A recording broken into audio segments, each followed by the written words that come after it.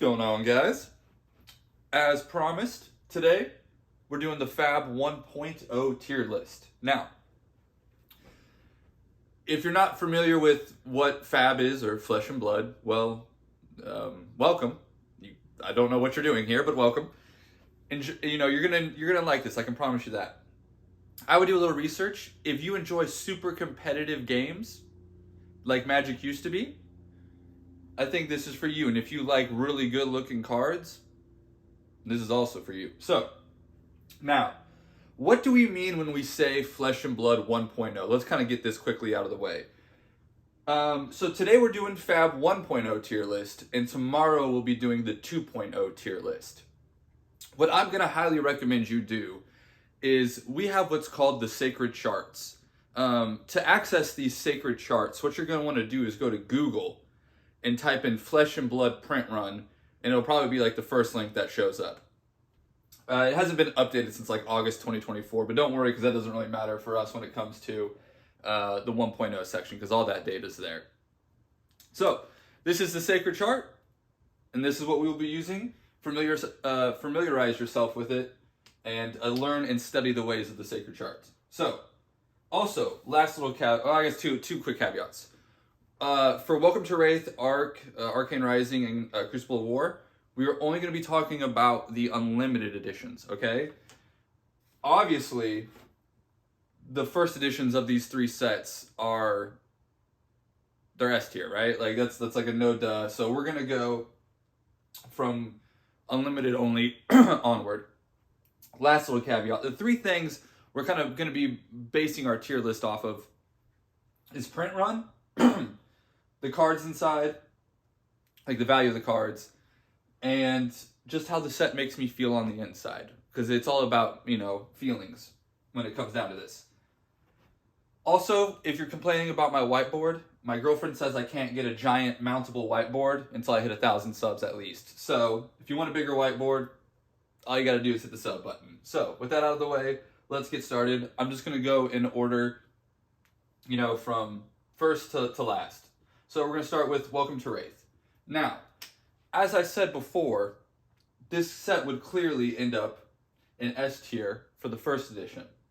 But for the unlimited edition, or whatever you want to call it, I'm going to put Welcome to Wraith in A tier.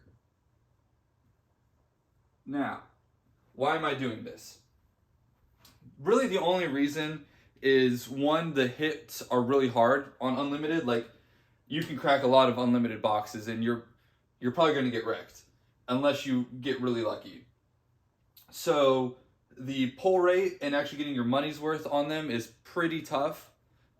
Basically, you gotta hit. There's like two or three cards you can hit. And second, it's printed to oblivion. If we consult the sacred charts, we can see that there's about 250,000. Was it 248,000 boxes of this printed? Now, I will say, if you go and look on TCG Player, obviously there ain't a lot there. So a lot of these I know were mass box opened, and a lot of these were sent overseas. So that's why it's still going in A tier. Overprinted, hard to hit good stuff, but it's base set, right? Like it's base set. Like it's good stuff. It's good. Buy it. I wouldn't open it, but you should definitely, like I said, go check TCG Player. It's about to go break $100 again. So that's gonna go in A tier. Now, Arcane Rising. As I just break my pen, that, or I like to call it ARC, as the kids would say, that's going in S tier. Now, why is that? Well, they were smart enough not to print 250,000 boxes of it. It's actually held its value the best out of any unlimited box of the first three. Well, actually, of any unlimited box, if you think about it. Yeah. Yeah, it's literally the best performing unlimited box. So, there you go. That's why I like it. Also, I think it's an amazing set. Again, in my opinion, the first that first block of Flesh and Blood was phenomenal. It was S tier. It was amazing, guys. There's a reason I'm talking to you about Flesh and Blood today and not Magic or Pokemon. Like, This isn't a joke. This isn't a game. Like, it's been around for more than 5 years. We're going on like 15 sets. Like, this is a legit game. Like, I assure you. All right, third. Crucible of War, it's going in A tier. Now, they did double the print size of the first edition of these. However, the Unlimited, they were pretty smart. They only did about 125. And in total of the first three, it's actually the least printed. So of these 3 boxes, Unlimited, it's the lowest printed. Now, it's also the lowest performing, but in my opinion, whenever the first edition Crucible of War finally pops off, these are going to be extremely popular. It is also a smaller set, but I just think it's a phenomenal set, and at the price, why not? Now we get into the most infamous set of them all. And I'm going to put it in C tier. But if I can tell you the truth, it might be one of the ones I've bought the most of in the last couple months. Simply because first edition boxes. So now let me stress too now. Because now I guess I told you we're doing Unlimited. For the first block, we're doing Unlimited. For the second block, when it comes to Monarch, Tales of Aria, Everfest, we're mainly going to be talking about first edition when we're ranking it, but we will kind of talk about the Unlimited. So, first, so to give you an idea, if I could put Unlimited Monarch somewhere, it'd probably be an F tier, because I wouldn't touch that stuff with a 10-foot pole. That's just my opinion. Sorry, I got a hair in my eye. Now, the reason I put it in C tier is because it is the most printed. All right? And they printed a lot of Unlimited. Unlimited is basically, I wouldn't be surprised if that 180, if some of that's destroyed. There's no way some of it's not, but I guess they would have reflected that on the numbers, because they did on Everfest. So maybe not. Maybe it is really out there. Again, this is when it could have all ended for Flesh and Blood. This was the test. Now, they passed it barely. It was a hard test, but they did pass it, okay? And that's why, in my opinion, while I'm putting this here at C, I almost want to put it in B, but I'm not, because I think you guys would just complain if all I had was S, A, and B tier, right? I got to put a little C tier, because this definitely, there's people who lost everything with this, right? Like, it is what it is. It's not James's fault. It is what it is. But that's there's people who will never touch this game because of this set. It's really hard to tell someone to get over it when something they paid $800 for is now $50, right? But I don't want to say that's on them, but it's on you, champ. I'm sorry.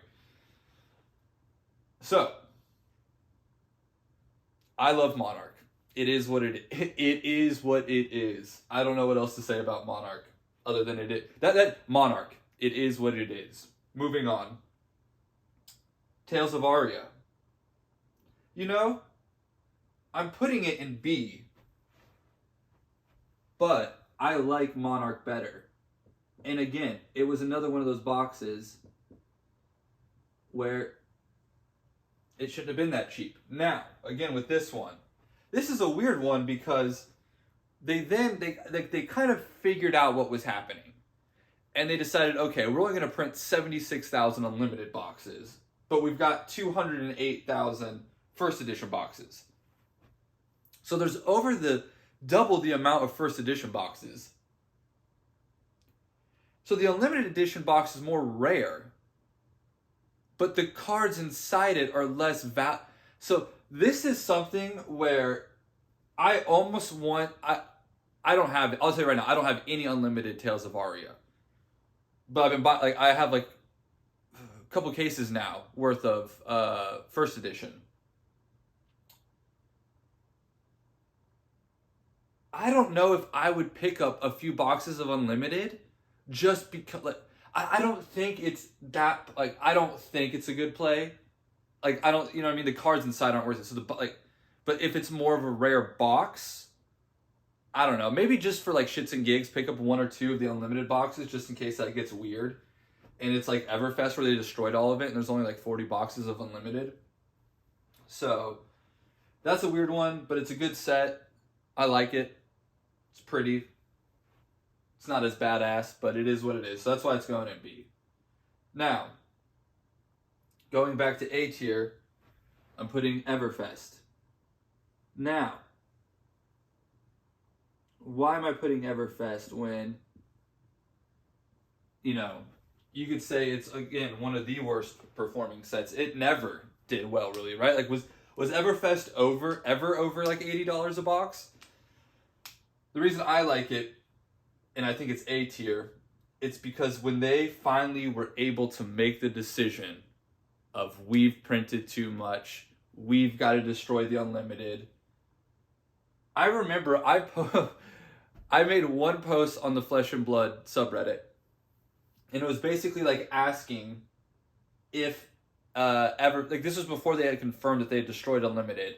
And I was like asking if anybody knew if Unlimited was out there in the wild, and if not, like, was Everfest, like, you know, being underappreciated because, like, hey, they don't have an Unlimited. There's only a first edition of this, basically. And then I got banned from the Flesh and Blood subreddit for speculation. But it is what it is. That's Reddit, right? Like, I've been banned from every TCG subreddit. So, Everfest, it's amazing. There was one point where there was a website that was dump selling these. I don't even think it was like their like special sale day, Jesus. And they're selling them for like $45 a box, and they were selling them like if you bought 4, you were getting a case. Like they would just send you the case in a case. So basically, getting, what is the math on that? It's like 45. Was that like $180 cases or something? Or no, it was like $160 cases. $170 cases. It was nutty. Okay, it was nutty. And so I have very fond memories of Everfest, right? So that's the list. What do you guys think? Where would you move things around? What's your favorite set? What's your favorite card?